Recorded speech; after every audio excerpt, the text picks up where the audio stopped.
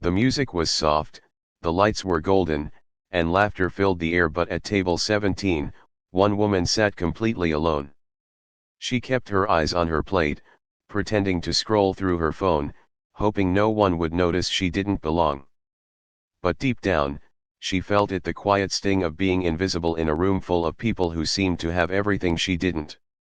Before we begin, take a moment to support our channel. Like this video, subscribe for more heartfelt stories, and share your thoughts in the comments because your voice matters, and kindness starts with connection. Emma Carter hadn't planned to feel this small. She almost didn't come to the wedding at all. It had been years since she'd seen her college friend, Olivia, but when the invitation arrived, Emma thought maybe, just maybe, it would be a chance to feel normal again. A break from the endless routine of bills, school runs, and working 2 jobs just to stay afloat. But now, sitting in a room filled with elegant dresses, expensive suits, and polished smiles, Emma realized she had made a mistake. Everyone else seemed to come in pairs. Husbands pulling out chairs. Couples laughing over shared memories. Even strangers found comfort in conversation. Emma had no one. Her ex-husband had walked out 3 years ago, leaving her with their 5-year-old daughter, Lily, and a mountain of responsibilities. Since then, Emma had learned to survive on her own, but nights like this reminded her of everything she had lost. She adjusted her simple navy dress, one she'd bought on sale, hoping it didn't look as out of place as she felt. A group at the next table glanced her way, whispering softly. Emma looked down quickly, her cheeks warming. She knew that look. It was the same one she saw at school events and neighborhood gatherings. Pity mixed with curiosity. Who is she here with? The answer was always the same. No one. Emma took a sip of water and forced herself to breathe. It's just a few hours, she whispered under her breath. You can do this. But then came the moment she had been dreading. Ladies and gentlemen, the host announced cheerfully, please take a moment to join your partners on the dance floor. The room came alive instantly. Chairs scraped, laughter rose, and couples stood hand in hand, making their way toward the glowing center of the hall. Emma stayed seated. Her fingers tightened around her glass as she watched everyone else move forward together. The emptiness beside her felt louder than the music. She blinked quickly, refusing to let tears fall. And that's when she heard a quiet voice beside her. Hey, would you mind doing me a small favor? Emma turned, surprised. A tall man stood there, dressed in a sharp black suit. He looked confident, but his eyes were gentle, almost hesitant. I'm sorry, she said softly. He gave a small smile. Could you pretend to be my wife for the next 5 minutes? Emma stared at him, unsure if she had heard correctly. I know it sounds strange, he added quickly, lowering his voice. But trust me, it would help me more than you know. Emma hesitated. Everything in her life had taught her to be cautious. But something about his tone, sincere, almost vulnerable, made her pause. Why? She asked. He glanced toward a group across the room, then back at her. Let's just say I need to avoid a very awkward conversation. Emma almost laughed, despite herself. For the first time that evening, the tension in her chest eased just a little. Okay, she said quietly. 5 minutes. His smile widened, warm and genuine. Thank you. He offered his hand. I'm Daniel, by the way. Emma.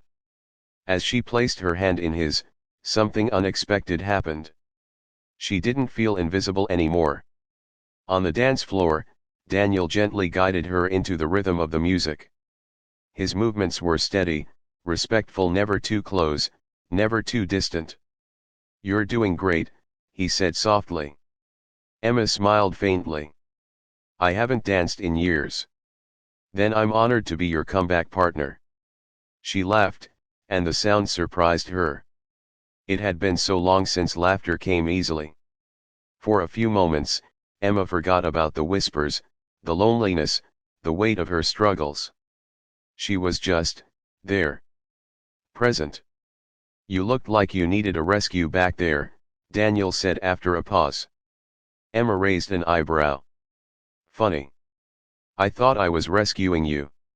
He chuckled. Maybe we're rescuing each other. There was a silence, but it wasn't awkward. It was comfortable. Safe. So, Emma said carefully, are you going to tell me who you're avoiding? Daniel sighed, glancing toward the same group again. Business partners. They're trying to push me into something I don't want. Like what? A life that looks perfect on the outside, but doesn't feel right on the inside. Emma nodded slowly. I know that feeling, she said. Daniel studied her face, as if trying to understand the story behind her eyes. And you? He asked gently. What brought you here tonight? Emma hesitated, then decided to be honest. Hope, she said. I thought maybe I'd feel included again. Daniel didn't respond right away. Instead, he simply nodded, as if her words mattered more than any reply. You deserve to feel that, he said finally. The sincerity in his voice made her throat tighten. As the music slowed, something unexpected happened. Instead of stepping away, Daniel leaned in slightly and whispered, stay with me a little longer. Not just for me, for you. Emma looked around. People were still dancing, laughing, living in their little worlds. But something had changed. She didn't feel like an outsider anymore. She felt seen. Okay, she said. They spent the rest of the evening talking, laughing, and even sharing stories over dinner. For the first time in years, Emma felt like she belonged in a room like this. And Daniel never once made her feel like she was pretending. To everyone else, they looked like a couple. But to Emma, it felt like something deeper. Kindness. Pure and simple. As the night came to an end, Emma stepped outside for some fresh air. The cool breeze brushed against her face, calming her thoughts. Footsteps followed. I'm really glad you came tonight, Daniel said. Emma smiled softly. I almost didn't. I'm glad you changed your mind. There was a pause. Daniel, why me? She asked. You could have asked anyone. He looked at her, his expression thoughtful. Because you looked like someone who needed a reminder, he said. That you matter. Emma felt tears well up, but this time, she didn't hide them. Thank you, she whispered. Daniel reached into his pocket and handed her a card. If you ever need anything, or just someone to talk to, he said. Emma glanced at it and froze. Her eyes widened as she read the name. Daniel Hayes. CEO of one of the largest companies in the state. She looked up at him, stunned. You're a CEO? He shrugged lightly. Just a guy who didn't want to see someone sit alone tonight. Emma let out a small, emotional laugh. Well, she said, you changed more than just my night. Daniel smiled. Good. That was the goal. A few weeks later, Emma sat in her small apartment, helping Lily with her homework when her phone buzzed. A message. From Daniel. Hope you're doing well. Just checking in. Emma smiled. It wasn't about money. It wasn't about status. It was about a moment of kindness that reminded her she wasn't invisible. That she was worthy of connection, of joy, of being seen. Sometimes, the smallest acts of kindness can change someone's entire world. A simple conversation. A gentle gesture. A moment of understanding. You never know who's sitting alone, quietly hoping someone will notice. So be that person. Offer a smile. Extend a hand. Speak a kind word. Because kindness doesn't just brighten someone's night. It can change their life. And maybe, just maybe, it will change yours too.